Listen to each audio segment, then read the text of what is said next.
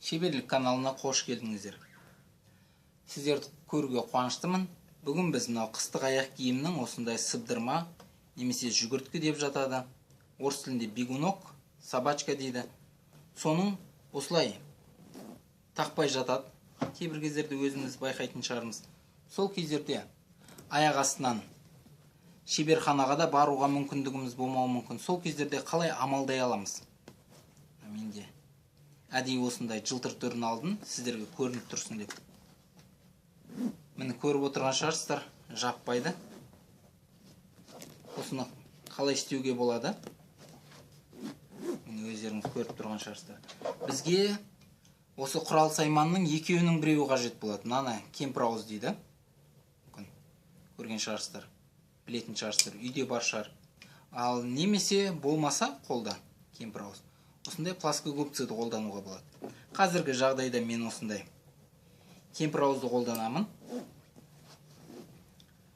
Негізі мына жерде кішкене орын қалғаны жақсы. Сонымен қатар, осы жерде байқасаңыздар, осы жүгірткіде осы жерінен толығымен ішіне кіргізген кезде мынаусын біз жүгірткіні қысуымыз керек болады ғой. Бірақ бұлай толығымен қыспаңыздар. Неге десеңіздер, ол осы жүгірткіні немесе сыбдырманы сындыруы мүмкін.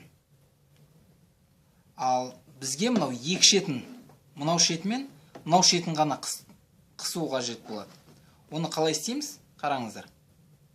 Мынау бірінші шетін сәл ғана қатты қыспаңыздар, шілей қатты. Екінші жағын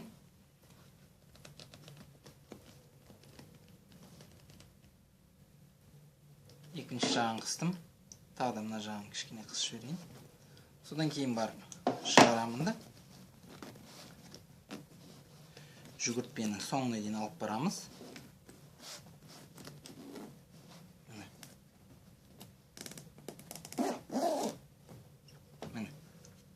Яғни өздеріңіз көріп отырғандай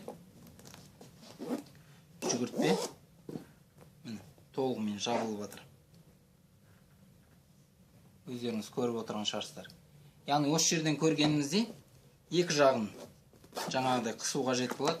Әрине кейбір жерлер мынандай астындағы жүннің кесірінен осылай болып жатыр. Қыстырылып қалып жатыр. Абылай көріп отырсыздар. Яғни келесі жолы шеберлік каналында біз не жайлы қарастыратын боламыз? Ол мынандай пластмастары шығып кетіп жатады. Кейбір кездерде өздеріңіз байқайтын шығарсыздар. Сол пластмасты қалай жөнге келтіруге болады үй жағдайында? Соған қатысты қарастыратын боламыз. Қош сау болыңыздар.